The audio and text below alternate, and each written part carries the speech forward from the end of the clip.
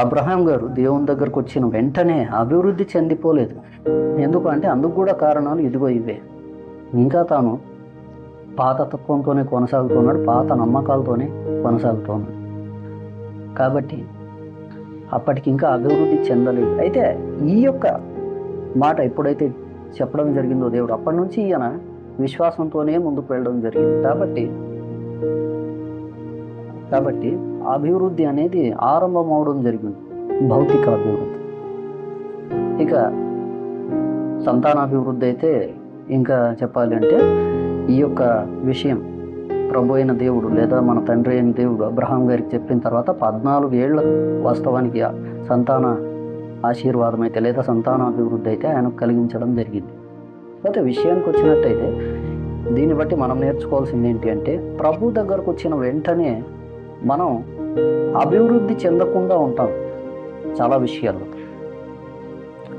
అందుకు కారణాలు ఏంటి అంటే, మనం ఇంకా ప్రపంచంలో ఉన్నప్పుడు మనం ఏవైతే నేర్చుకుని ఉంటామో వాటిని వదిలిపెట్టకుండా ఉండడం ఒక కారణం. ఇంకా ప్రపంచంలో ఉన్న సమయంలో ఏ నమ్మకాలతో అయితే ముందుకు సాగుంటామో ఆ యొక్క నమ్మకాలతో ముందుకు సాగడం మరొక కారణం.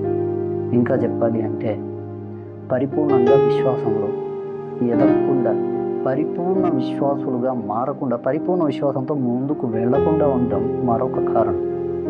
అందును బట్టే ఇంకా చెప్పాలంటే దేవుని పిల్లలుగా పరిపూర్ణులు అవ్వకుండా ఉండడం ఇంకా ఒక కారణం.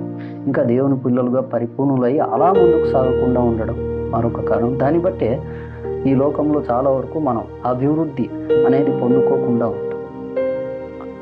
మనం గమనించాల్సింది ఏంటి అంటే, దేవుని దగ్గరకు వచ్చిన మనం పరిపూర్ణులు అవ్వాలి. విశ్వాసులుగా అవ్వచ్చు, దేవుని పిల్లలు కావచ్చు, లేదా ఆత్మీయులు కావచ్చు, లేదా ఆత్మానుసారమైన జీవితంలో కావచ్చు, ఇంకా ఆత్మ ఫలాలు ఫలించడంలో కావచ్చు, పరిపూర్ణులు అవ్వాలి. అప్పుడే ఈ లోకంలో అభివృద్ధిని మనం మన జీవితాల్లో చూడగలం.